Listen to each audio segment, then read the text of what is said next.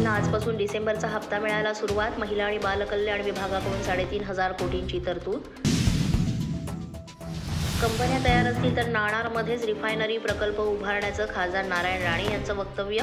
Refinery प्रकल्प नक्की कुठे, वारसू की नाणारमध्ये, असा संभ्रम.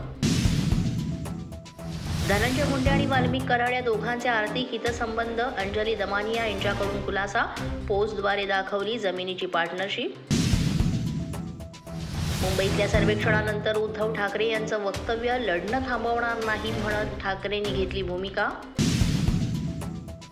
संसदेतील बाबासाहेबांच्या अपमानानंतर काँग्रेसतर्फे देशभरात देशव्यापी निषेध आंदोलन.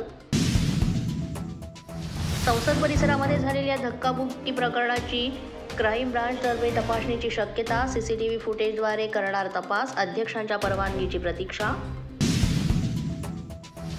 रेल्वेमध्ये विविध पदांसाठी मेगा भरती. सहाय्यक पदांसाठी तब्बल 32,000 जागांची भरती. रेल्वे भरती बोर्डाकडून माहिती.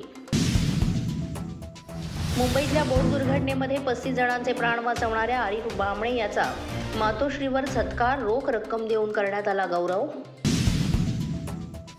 11 ते 13 जानेवारीपर्यंत अयोध्येतील रामलल्लांच्या प्राणप्रतिष्ठेसाठी 3 दिवसीय वार्षिक उत्सव. विविध कार्यक्रमांचं आयोजन. प्रसिद्ध सिनेदिग्दर्शक श्याम बेनेगल यांच्यावर आज शिवाजी पार्क येथील स्मशानभूमीत होणार अंत्यसंस्कार.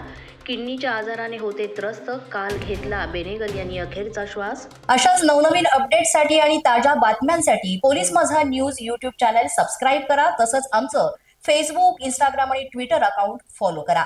अधिक माहितीसाठी आमच्या www.polismazanews.com या वेबसाईटला भेट द्या.